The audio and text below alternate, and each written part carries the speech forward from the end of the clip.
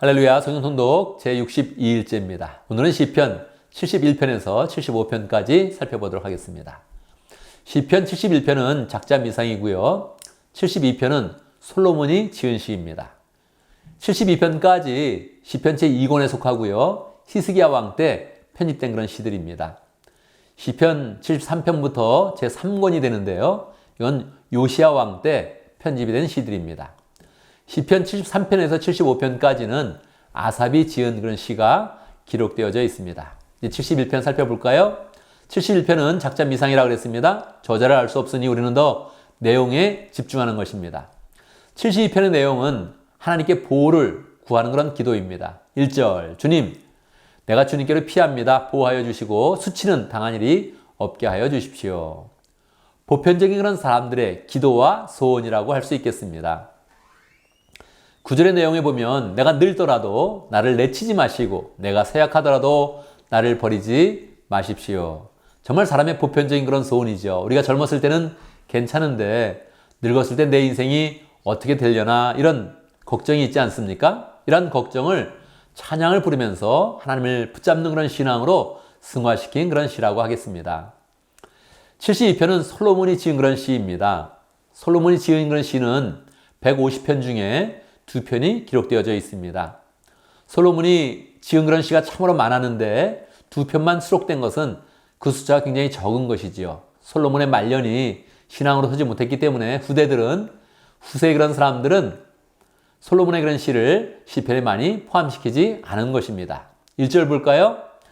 하나님, 왕에게 주님의 판단력을 주시고 왕의 아들에게 주님의 의를 내려주셔서 2절, 왕이 주님의 백성을 정의롭게 판결할 수 있게 해주시고 솔로몬은 하나님께 기도를 구할 때 지혜를 가장 중요시 여겼습니다. 그래서 지혜를 구하였죠. 이 시편에도 그대로 나타나지 않습니까? 주님 저에게 판결력을 주십시오. 그렇게 이야기하고 있죠. 그런데 그 이유가 무엇입니까? 주님의 백성을 공의롭게 재판하기 위해서입니다.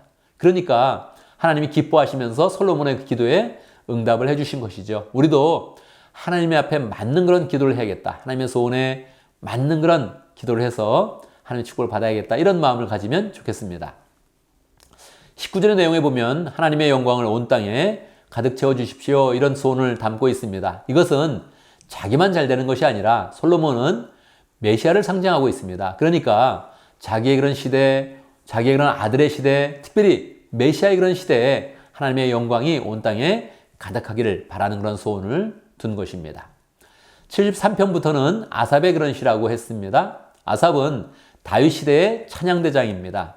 그런데 찬양대장 그러면 한 교회 찬양대장을 생각하기 쉬운데 다윗의 시대의 찬양대장이니까 한 나라의 그런 찬양대장입니다. 그러니까 음악의 조예가 아주 높았고 권위가 있었습니다.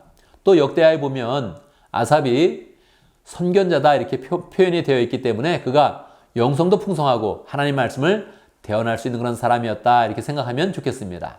1절 내용에 보면 하나님은 마음이 정직한 사람과 마음이 청결한 사람에게 선을 베푸신다. 당연한 그런 이야기죠.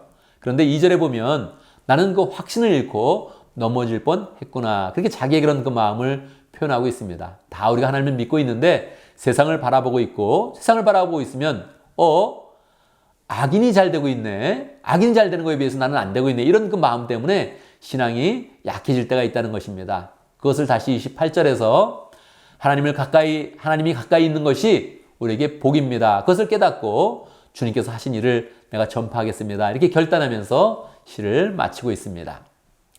74편의 그런 내용은 아삽의 후손이 기록한 그런 시이죠. 그런데도 그냥 아삽의 시 이렇게 제목을 붙여놓고 있습니다. 왜냐하면 74편은 예루살렘이 망할 때에 지은 그런 시입니다.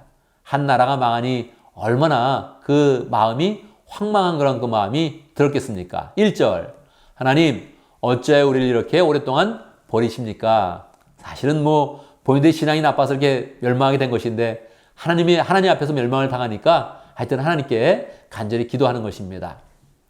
23절에 보면 주님께 항거에서 일어난 자들의 소라는 소리가 끊임없이 높아만 가니 주님의 대적자들의 저 소리를 부디 잊지 마십시오. 그렇게 이야기하고 있습니다. 그러면서 마치고 있는 것입니다. 마지막 때까지 주님의 대적자들의 저 소리를 잊지 마십시오 하면서 나라가 멸망하는 그런 상황이니까 소망으로 마치지 못하고 그냥 하나님께 간구하면서 애달파면서 시를 마치고 있습니다. 그 당시에 그런 상황이 얼마나 급박하고 모든 사람의 그런 그 마음이 낭망했는지를 우리가 잘 알 수 있는 것이지요.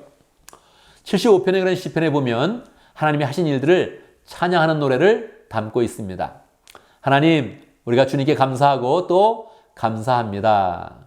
그래서 주님의 이름을 부르는 그런 사람들이 받는 그런 축복들을 이야기하고 있습니다. 또 주님께서 이루신 그런 놀라운 일들을 전파하려 합니다. 이렇게 이야기하면서 하나님의 은혜에 감사하고 또 주님이 하신 일들은 전파하겠습니다. 이런 마음을 나타내고 있죠. 그런데 그런 마음만 있는 것이 아니고 시편의 그런 내용을 전체를 보면 오만한 사람, 악인에 대해서도 많이 이야기하고 있습니다.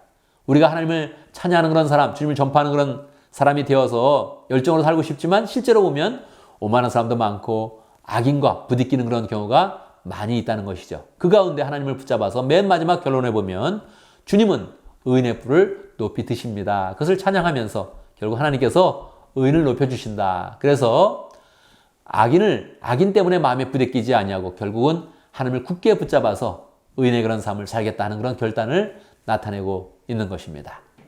자, 이제 우리는 또 시편 15편을 함께 묵상을 했고요. 이제 내일부터 다시 여호수아를 향해서 나아가겠습니다. 감사합니다.